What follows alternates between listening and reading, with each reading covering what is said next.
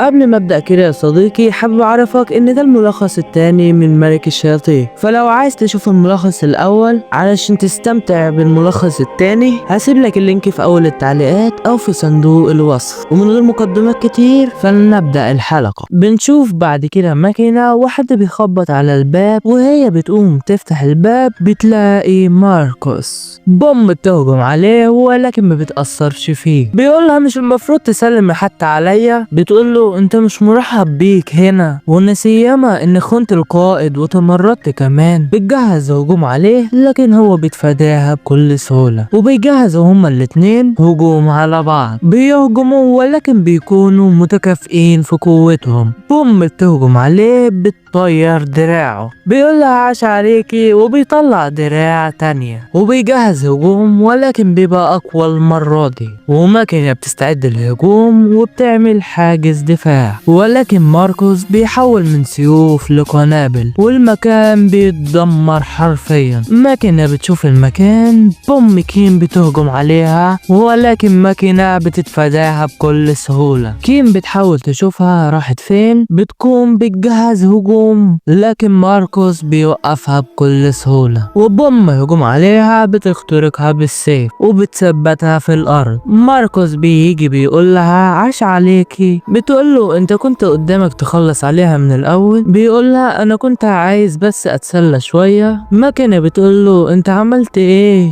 بيقولها بكل سهولة قفلت الفاميليا بتاعتك. بتقوله مستحيل، ازاي تعملها؟ بيعرفها ان الفاميليا بتاعته مميزة وان مفيش حد في العصر ده يقدر يهزمه من دون الفاميليا، وهكذا اكون اقوى شخص في المدينة. بتقوله وانت ايه غرضك من كده؟ بيعرفها انه نفسه من زمان يكون سيد الشياطين، وانه حكم المدينة دي هيكون ممل، لكن لازم اكون انا الحاكم مش فيلتول الضعيف واللي هو سيد الشياطين. وبيقولها انا هديك الشرف انك تكوني حجر اساس للمدينة. بيجوا بعدها وبيكونوا مصدومين من المكان، وفيلتول بيفتكر لحظاته معاها وبيكون شارد. تاكاهاشي بيتكلموا، بتقوله انت بخير؟ بيقولها ايه اللي حصل هنا بالظبط؟ بتقوله على حسب الخبر اللي منتشر على وسائل التواصل الاجتماعي ان في انفجار كبير حصل هنا، ولكن بيكون في درون بيراقب المكان.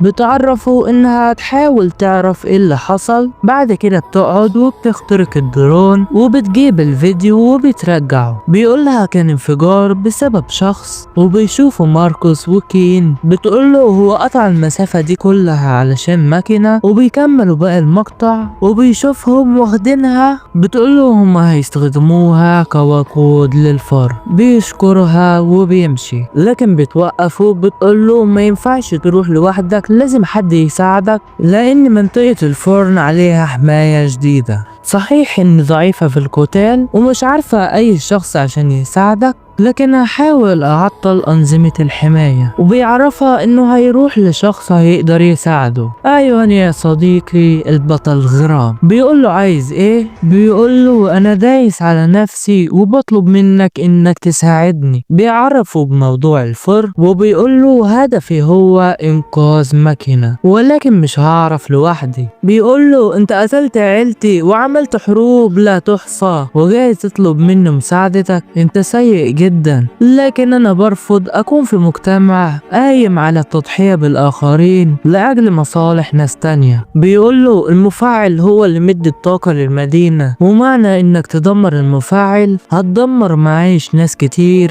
ده كله لاجل شخص. بيقوله ما تسقش الحكم عليا، انا هنقذ ماكينة لاني سيد الشياطين، لكن حاليا انا من غير اي شيء، فايه هتساعدني يا بطل؟ بيقوله انت لسه بتناديني بالبطل؟ شكلي كده مهما كان هكون البطل. بيقوله ما تفتكرش ان هنضم ليك، كل اللي انا هعمله ان اساعدك في انقاذ امرأة مخطوفة. بيعرفوا ان اي شخص ضعيف محتاج المساعدة بيناديني فانا هساعده لان البطل. ايه يا ابن الحلاوة دي؟ تاكاهاشي بتقوله لقيت الطريق اللي هيوصلنا للمفاعل. بينزلوا في نفق. بيقوله هنحتاج خريطة للمكان. غيرا بيتصرف، هو بيفعل جزء من قوته وبيعمل خريطة للمكان، وتاكاهاشي بتمدهم بالمعلومات حول المكان اللي ماشيين فيه. وبيمتدوا شوية في النفق تحت الأرض والإشارة بتتقطع مع تاكاهاشي. فيلتول بيقوله أنا شايف إنك بقيت أقوى. بعدين بيوصل المكان واللي هو فرن الخالدين، وبيلاقوا كين في انتظارهم. بنشوف ماكينة وماركوس بيقول لها كل اللي أنا عايزه أكون مع صديق قديم. بتقوله أنت غبي، مفكر نفسك صديق ليا بعد ما خنت ملك الشياطين. بيقول لها حاليا إحنا في قلب الفرن اللي الوقود بتاعه حرق الخالدين اللي بينتج الكهرباء اللي المدينة قايمة عليها. بيقول لها أنا حبيت أشرح لك مصيرك هيكون إيه. ماكينة بتتضايق منه جامد، لكن ما باليد حيلة يا صديقي. بيقول لها الموت الجسد الخالدين مش هينفع، لكن لما يترموا في الفرن روحه هتحترق وهيموت موتة نهائية. بيقول لها على اسم واحد من أقران الظلام الستة إنه كان من أوائل الأشخاص اللي استخدمناهم كحطب للفرن. ماكينة بتتصدم لأنه بيحرق حتى اللي من عشيرته بلا مبالاة. بتقوله أنا هحرقك لحد ما يكونش ليك رماد. بيقول لها اهدي، بفضل الخالدين الفرن شغال وعايشين حياة مرفهة زي ما انت شايفة. بتقوله انت ناوي تستخدمني كحطب للفرن؟ بيقول لها دورك علشان تكوني حجر أساس للمدينة، علشان كده أنا جيت أخدتك بنفسي لأن حطبنا الحالي كان على وشك النفاذ،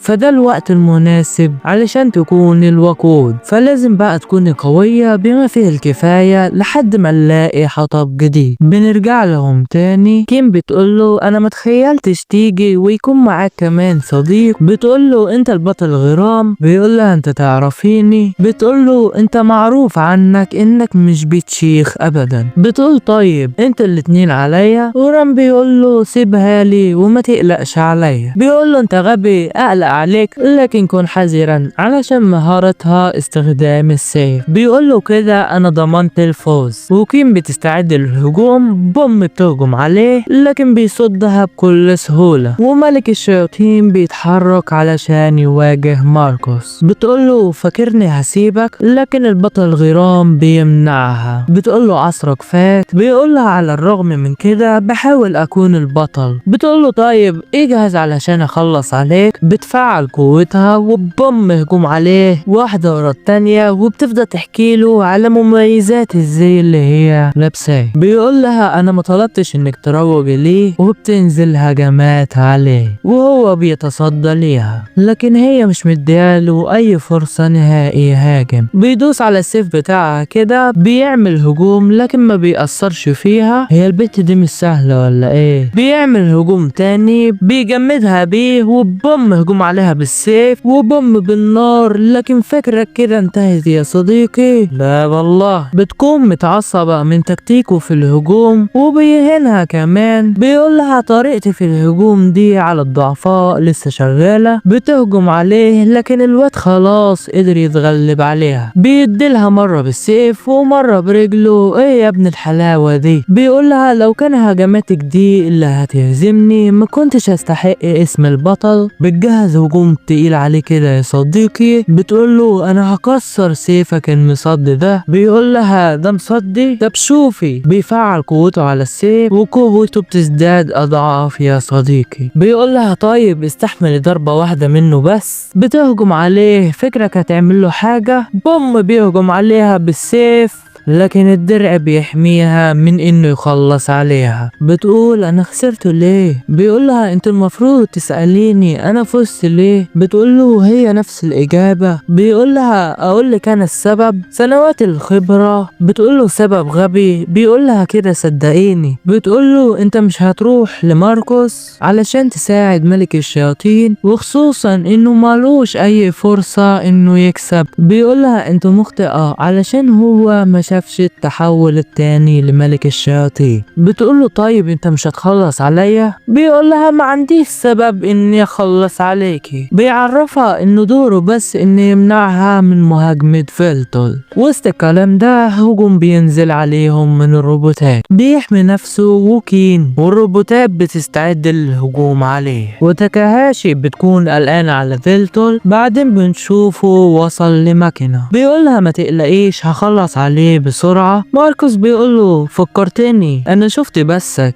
بس عاش عليك، عندك عدد مشتركين كويس وكمان بتفضل تلعب طول اليوم، انا بحسدك يا عم على صبرك. بيقوله هاتلي اي عذر لخطفك ماكينة. بيقوله اطلاقا. بيسأله تاني وهل ليك اي عذر على الاشخاص اللي حطيتهم في الفرن من الخالدين؟ بيقوله ولا حتى عذر واحد. بيقوله هديك فرصة تانية، هل هتنضم الحكم تاني؟ بيقوله برفض. فيلتول خلاص استنفد كل صبره وبيخرج السيف بتاعه وشكلها هتولع يا صديقي. وماركوس بيجهز هجوم هو كمان وبيبدأ هجومه على فيلتول وهو بيصدها لكن بيحولها من سيف لقنابل وبيجهز سيف وفيلتول بيهجم عليه وبينزلوا هجمات على بعض. بيقوله انت هنت الخالدين. بيقوله برأيك مين اللي هيعاقبني؟ بيقوله انا علشان انا سيد الشياطين. وماركوس بينزل هجمات سريعة عليه لكن بيتمكن منه، بيضربه في راسه بتنفجر بالدم كده يا صديقي، لكن بيتجدد تاني. بيقوله انا عارف انك بتستهدف الفاميليا لكن مهما حاولت مش هتعرف تتغلب عليا. بيقوله انا مش زي ما كنت في الماضي. بيقوله طيب ومهما حاولت مش هتقدر تتغلب عليا من دون الفاميليا وهوريك اثبات.